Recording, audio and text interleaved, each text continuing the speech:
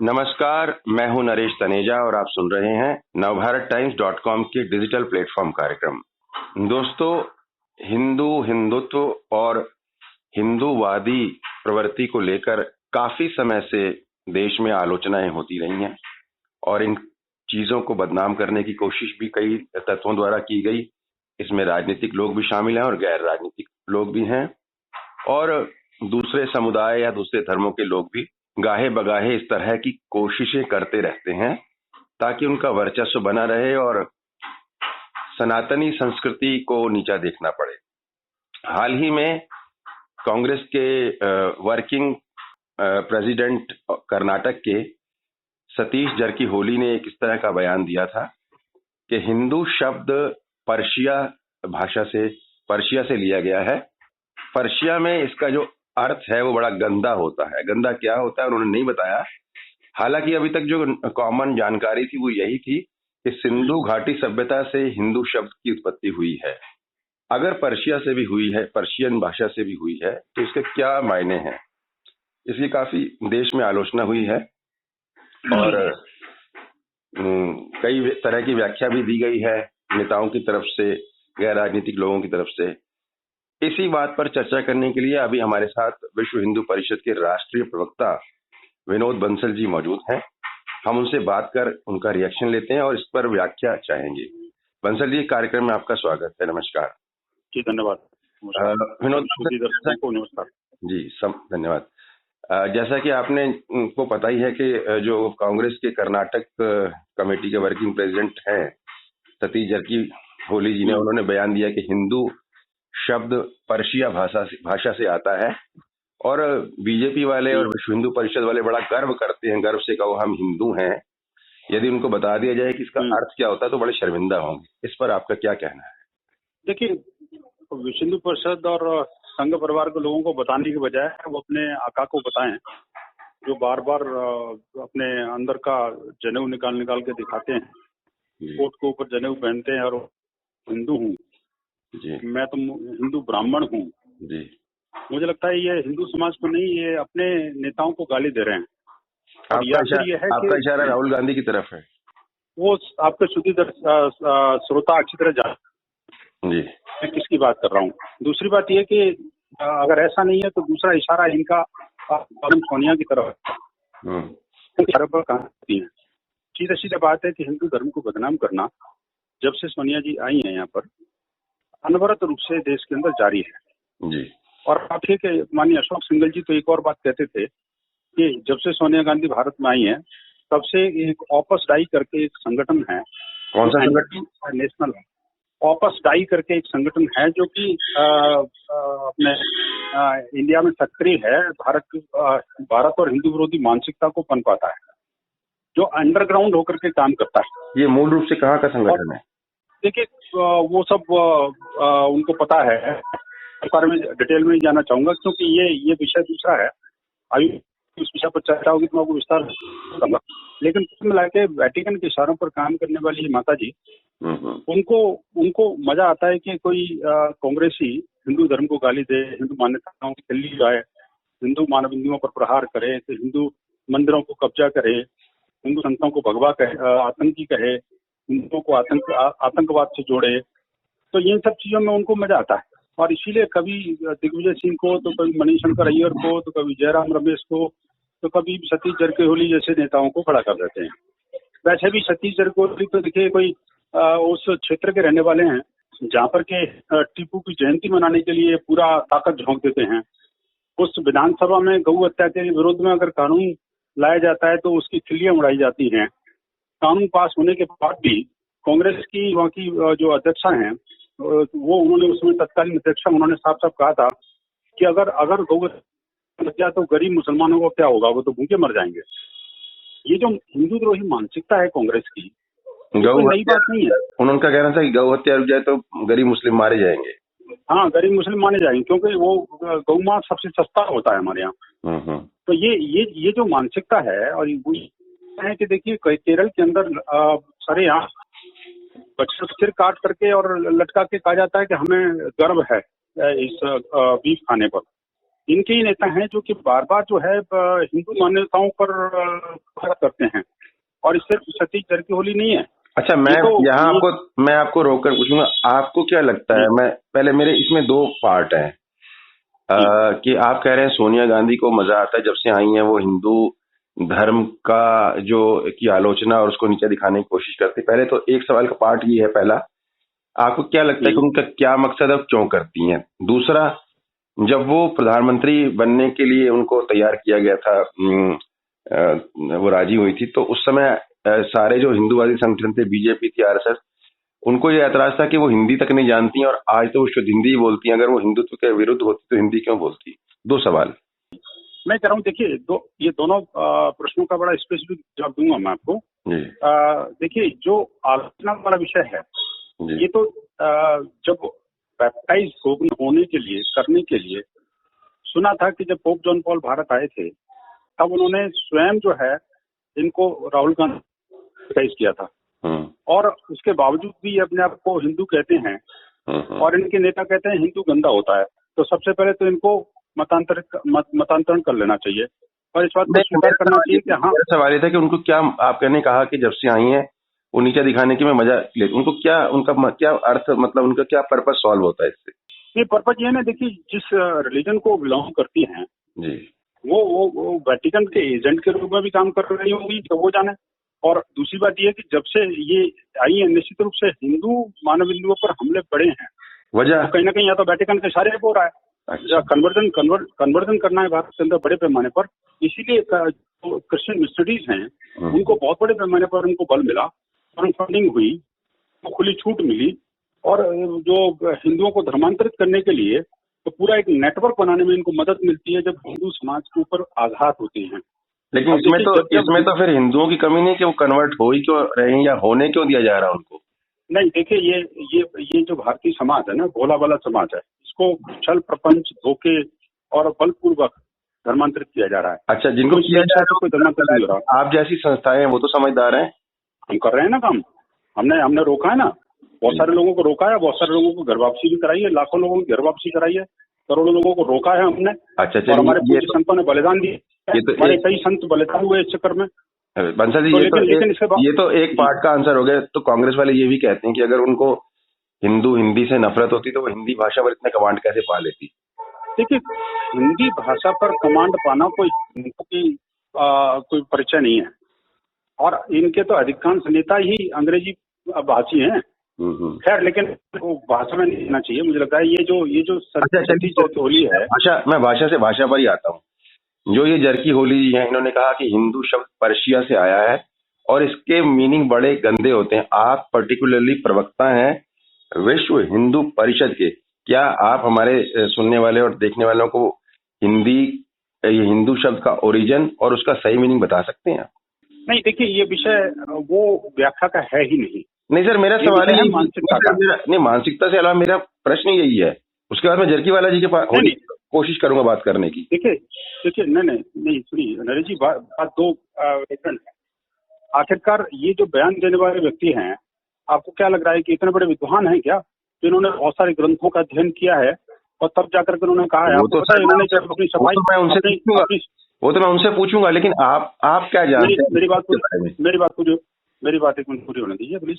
मैं कहता हूँ कि इन्होंने जो है अपनी सफाई में कहा कि स्वामी दयानंद सरस्वती ने सत्यार्थ प्रकाश में भी इसका जिक्र किया है कि हिंदू गंदा होता है जी। मैं चैलेंज करके कहता हूँ, सत्यार्थ प्रकाश में एक शब्द हिंदू बता दें वो।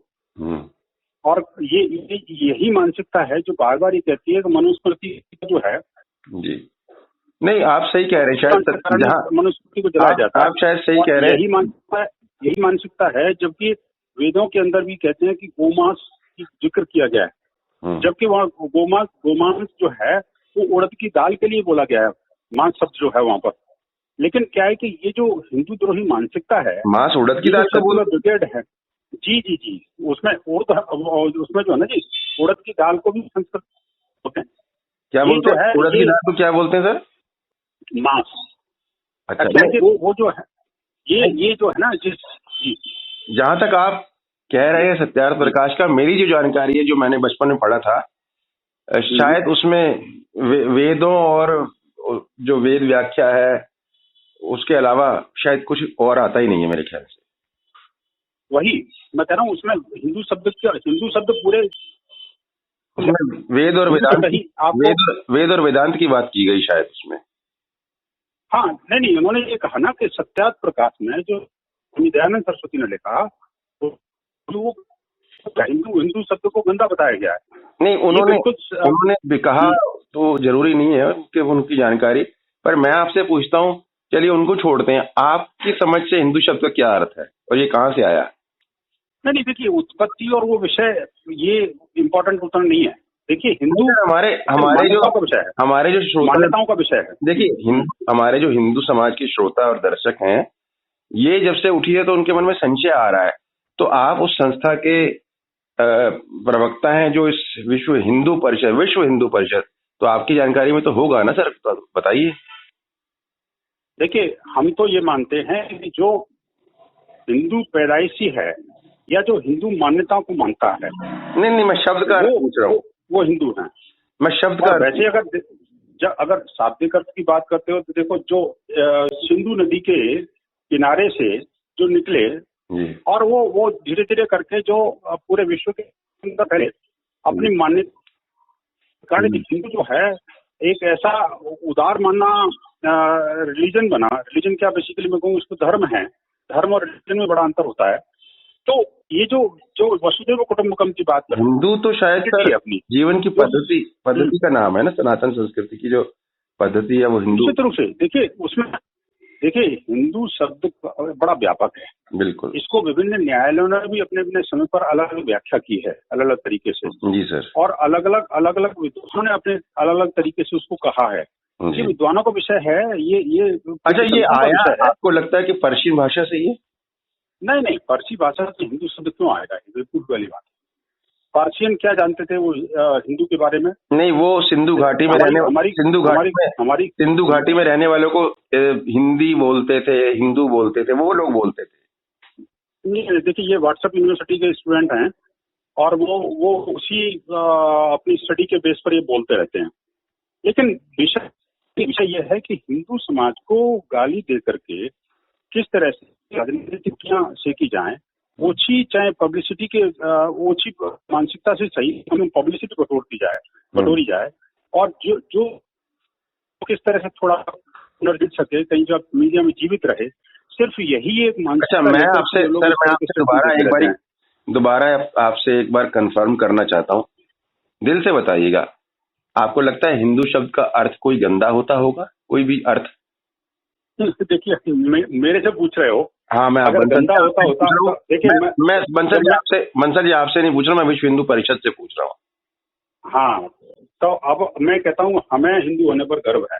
नहीं, मैं कहता हूँ, मेरा सवाल ये है, क्या आपको दिल से लगता है कि भाई हिंदू शब्द का कोई अर्थ गंदा भी हो सकता है? गंदी मानसिकता वाले नहीं कह सकता है ऐसा तो। हाँ जी, अदरवाइज तो कोई नहीं कह सकता। अगर कोई गंदी मानसिकता से ग्रसित है, जिसके फंसा हुआ है, वही हिंदू को गंदा कह सकता है ना जी। अच्छा, मेरी एक बात से आप सहमत होंगे शायद। हम अगर मान लीजिए जब सिंधु घाटी सभ्यता के लोग थे, उनको पर्शिया वालों ने हिंदू कहा, जैसे हम पाकिस्तान में रहने वालों को पाकिस्तानी कह देते हैं, आपको नहीं लगता कि हम आर्यंस थे, आर्यन ज्यादा कहना अच्छा रहेगा फिर? निश्चित रूप से ये आर्यवर्त था। हाँ, मैं तो आज भी कहता हूँ, हमने मांग की है कि इस इंडिया नहीं है ना, इंडिया दैट इज भारत की जगह हमारा भारत दैट इज आर्यवर्त होना चाहिए। देखिए, आप मेरी बात सुनिए, जब कोई पंडित जी संकल्प कराते हैं तो भारत खंडे आर्यवर्त ही बोलते हैं वो। बिल्कुल, निश्चित रूप से हमारी तो आर्य संस्कृति थी और आर्यवर्त ही इस देश का नाम था। और जो राजा थे वो भी आर्य थे। आपने देखा होगा जो रामचरितमानस के जो एपिसोड चल रहे थे रामानंद सागर के, तो चाहे राम की बात हो या दशरथ जी की बात हो या कोई और उनकी जो पात्र थे, उन सबको आर्य बोला जाता था। हाँ, उनकी पत्नियां हे आर्य करके बोलती। और ऐसा ही यही महाभारत में है। नहीं, तो आखिरकार ये जो आर्य का मतलब श्रेष्ठ है। अच्छा, बंसल जी एक बार आर्य का मतलब बंसल जी एक बार बताइए, बुरा मानिएगा इसमें, आप एक बार स्पष्ट बताइएगा। अभी मोदी जी की सरकार, मोदी जी मतलब अफेयर्स में है, सरकार के शीर्ष पदों पर है और वो मतलब आरएसएस के प्रचारक भी रहे और जहाँ हिंदू मत की थोड़ी सी प्रमुखता भी रही है। आप मुझे एक बात बताइए, हमारा जो देश है उसके तीन तीन नाम, इंग्लैंड के तीन नाम आपने देखे हैं कभी? भारत, इंडिया, हिंदुस्तान हमें है क्या? अभी आपने आर्यवर्त कह दिया, एक नाम नहीं हो सकता? मतलब वो इंडिया कहेगा, वो हिंदुस्तान कहेगा, हम भारत कहेंगे। आप बताइए मान्यता किसको है इंटरनेशनली? क्या मेरे को एक बार बताइए, अंग्रेज जो इंग्लैंड वाले हैं वो इंडियन क्यों कहते हैं हमें? हमें भारत क्यों नहीं बोलते वो विदेशी लोग? निश्चित रूप से, निश्चित रूप से इस पर अपना ये मत होना दीजिए। चाहिए। हमने देखिए, हमने स्पष्ट रूप से कहा है, मैंने कई बार मांग भी की है इस बात को लेकर के, और प्रधानमंत्री को भी एक बार पत्र लिखा था कि हाँ, इस देश का नाम भारत या आर्यवर्त होना चाहिए। जी, तो क्या जवाब आता है? ये हम नहीं, जवाब देखिए, सरकारों का काम है, अपने सरकार अपने तरीके से काम करती है। उन्होंने कुछ किया होगा, सोचा होगा, समय पर कुछ करेंगे। अगर आपने पत्र लिखा और आप इतने जागरूक हैं, मैं आपसे दो बातें कहूं सर। जी, एक तो ये जो जरकी होली है, क्या पूरे हिंदुस्तान में अभी इनके खिलाफ किसी ने कुछ कार्रवाई की, एफआईआर या कोई मानहानि कुछ किया? पहली बात। और दूसरा, क्यों नहीं आप पत्र लिखने के बजाय एक कैंपेन शुरू कर देते, प्रधानमंत्री को पत्र देने की जगह कि भारत का एक नाम तो डिसाइड करो जनता के लेवल पे, सरकार अपने आप करेगी। दोनों सवालों का उत्तर दीजिए। नहीं देखिए, दो बातें बड़ी भिन्न है। एक तो एजिटेशन या कैंपेन वहाँ शुरू किया जाता है जहाँ लगता है कि सरकार आपकी मानेगी नहीं या सरकार से उम्मीदें कम है। नहीं, जन जागृति के लिए तो कर सकते हैं ना सर, जन जागृति के लिए। हाँ, नहीं देखिए, हम सरकार को, हमें पता है कि ग्रुप सरकार है और समय समय पर ऐसे मुद्दों को बड़ी प्रखरता के अपने आप उठाती रहती है। और हमने जो बात कही है, निश्चित रूप से वो कहीं तंत्र में गई होगी, वहाँ पर कहीं ना कहीं मंथन हो रहा होगा, ऐसा हम मानते हैं। और निश्चित रूप से चूंकि जितना हम सोचते हैं, हमारे से 4 कदम आगे हमारे प्रधानमंत्री सोचते हैं जी। और जिस तरह से विश्व भर के अंदर भारत का परचम उन्होंने लहराया है, और चाहे नाम की भी है जी, और जिस काम बढ़ता है, और देखिए भारतीय संस्कृति का उत्थान तीव्र गति के साथ इन कार्यकाल में हुआ है, ऐसा अकल्पनीय था जी। तो आप देखिए, ये सांस्कृतिक स्वाधीनता देश को मिल रही है, उसी का हिस्सा है ये। प्रधानमंत्री ने स्वयं कहा कि हमें पता के जो चिन्ह हैं उनको भी सबको समाप्त करना है एक करके। आप देखिए, कल आज रात्रि को ही अफजल खां के जो कब्र थी वहाँ पर महाराष्ट्र के उसमें रायगढ़ में, वहाँ पर उस कब्र को उखाड़ के फेंक दिया गया जी। ये महाराष्ट्र सरकार का एक साहसिक कदम है।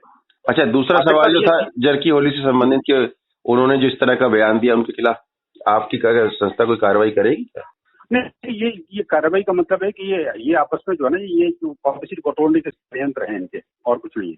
नहीं तो आपको बुरा, अगर आपको बुरा लगा हो हिंदू समाज का प्रतिनिधि होने के नाते, तो क्या आपका फर्ज नहीं है कि इनके खिलाफ कुछ लीगल एक्शन लिया जाए? नहीं, लीगल की आवश्यकता नहीं, जनता इनका एक्शन ले रही है। ये इनका जो राजनीतिक धरातल है वो रसातल में जा चुका। अब इनको इनके बारे में कुछ करना कहना दोनों ही बेकार हैं। इसलिए इनको जनता अपने आप जवाब दे रही है, समय समय पर दे रही है। इसलिए हमें कुछ करने की आवश्यकता नहीं है। ये वो मानसिकता है, व्यक्ति को नहीं। व्यक्ति को दंड दे करके आप क्या हासिल कर लेंगे? यहाँ पे इसकी पूरी कौम है, कांग्रेस एक पूरी, क्योंकि लगातार हिंदू समाज के दोहन कर रही है, हिंदू समाज को दोहन दर्जे का नागरिक और मुस्लिम तुष्टिकरण की नीति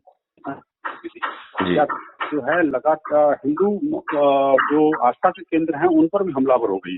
आप देखिए कि कल परसों ही वहाँ की मेयर छत्तीसगढ़ की, वो भी उसमें शामिल हो गई शपथ ग्रहण समारोह में, जिसमें हिंदू देवी देवताओं को बहिष्कृत करने की बात की जा रही है जी। तो इस तरह की चीजें लगातार कहीं ना कहीं से उठती चली आ रही है। लेकिन हिंदू धर्म जो है बड़ा व्यापक है, बड़ा सहिष्णु है। हमारे अंदर चाहे हमारी कमी समझ लीजिए या हमारी एक विशेषता समझ लीजिए कि हम सर्वधर्म से जुदा के नारे के साथ नहीं काम करते जी। हम जो है सर्वधर्म सद्भाव में विश्वास करते हैं, वसुधैव कुटुंबकम और सर्वे सुखिनः सर्वे सन्तु निरामया में विश्वास करते हैं। बंसल जी, आपने, हमारी संस्कृति सनातन है। बंसल जी, आपने समय दिया इसके लिए धन्यवाद। दोस्तों, ये थे विश्व हिंदू परिषद के राष्ट्रीय प्रवक्ता विनोद बंसल जी, जिनसे हम बात कर रहे थे कि कांग्रेस के कर्नाटक के कार्यकारी अध्यक्ष सतीश जरकी होली ने जो बयान दिया कि हिंदू शब्द पर्शिया से आया है और उसका अर्थ गंदा है, जिसे सुनकर हिंदू लोग शर्मिंदा महसूस करेंगे। हालांकि विनोद बंसल जी ने स्वयं हिंदू शब्द का कोई व्याख्या अर्थ नहीं की, लेकिन उन्होंने ये कहा कि ये एक मानसिकता है कांग्रेस की जो पब्लिसिटी बटोरने के लिए आती है, और ना ही उन्होंने इस बात का कोई वायदा किया कि विश्व हिंदू परिषद या कोई हिंदू संस्था जरकी होली के खिलाफ कोई कार्रवाई करेगी। उनका ये कहना था कि जनता अपने मतों से और अपने मत से इनको सजा देगी। अगले कार्यक्रम में हम किसी और मेहमान के साथ मिलेंगे। नमस्कार।